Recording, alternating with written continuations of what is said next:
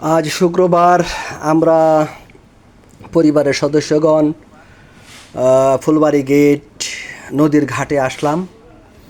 এই নদীর ঘাটে আমরা আগে আসিনি, অন্য ঘাটে গিয়েছিলাম। এখন বর্ষাকাল, চারদিকে পানি থই থই করছে এবং মানুষ এই পানি এর সৌন্দর্য দেখার জন্য অনেকেই এখানে আসছে। ইফাজ তাসফিয়া সঙ্গে রয়েছে। তাসফিয়া পরীক্ষা শেষ হয়ে অনেকটা আনন্দিত। ইফাজের সামনে পরীক্ষা আছে, তারা আজকে একটু ঘুরতে চায়, সেই হিসাবে তাদেরকে আজকে নিয়ে আসা। তাসফিয়া ভেরি হ্যাপি, ইফাজ খুশি। তবে ইফাজের খিদা লেগেছে মনে হয়। দেখেন কি সুন্দর দৃষ্টিনন্দন সেই ঘাট, ঐতিহ্যবাহী ভৈরব নদ, যে নদীর কিনার ঘেঁষে খুলনা।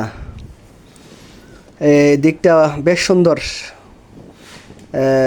আমরা একদম পানির কাছাকাছি চলে গিয়েছি। এই দিকটায় অনেক পানি এবং ওই পাশে গ্রামগুলো দেখা যাচ্ছে। খুব চমৎকার লোকেশন।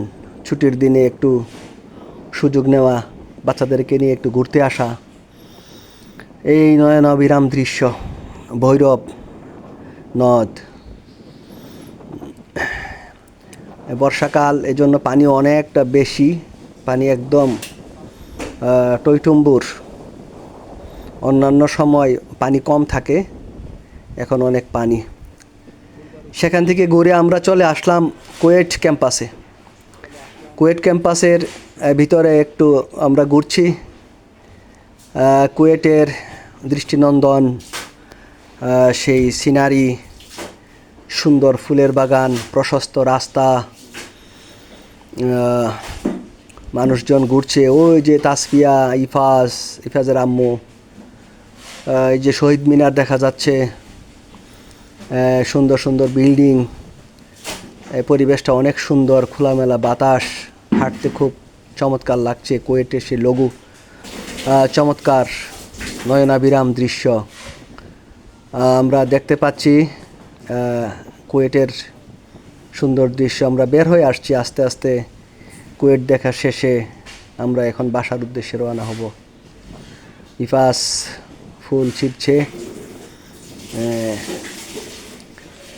সুন্দর একটা বিকেল কাটালাম খুলনার বুকে।